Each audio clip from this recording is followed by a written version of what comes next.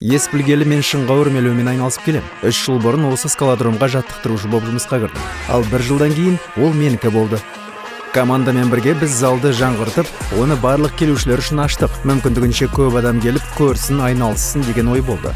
Жаңа үйреніп жүргендер де, тәжірибелі спортшылар да, ересектер де, балалар да бізге жаттығуға келеді.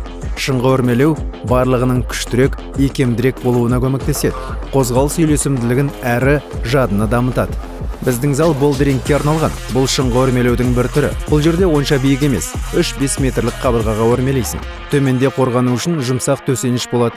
Жаттығу үшін ешқандай арнайы дайындық пен құрал жабдық қажет емес. Тек магнезия салынған дорба мен тауға шығатын туфли немесе кеді керек. Келесіңде өрмелей бересің. Бәрі оп-оңай.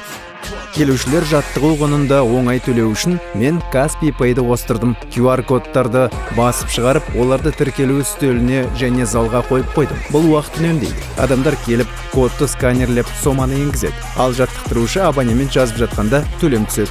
Ал мен үшін істі жүргізу әлдеқайда жеңілдеді. Барлық төлем тарихы Каспий Pay қосымшасында тіркеледі. Сатылым туралы есеп 1 минуттық мәселе. Тіпті одан да аз шығар. Қызметкерлердің жалақысын аудару, үй-жайды жалдау ақысы мен салықты төлеу үшін 1-2 рет бассам жетіп жатыр. Барлық деректерді бір рет енгізгенмін. Кейін ай сайын төлемді қайталай берем. Мақсатым шыңға өрмелеуді Қазақстандағы танымал спорт түріне айналдыру. Оның үстіне Каспий Pay мен мақсатымыз бір.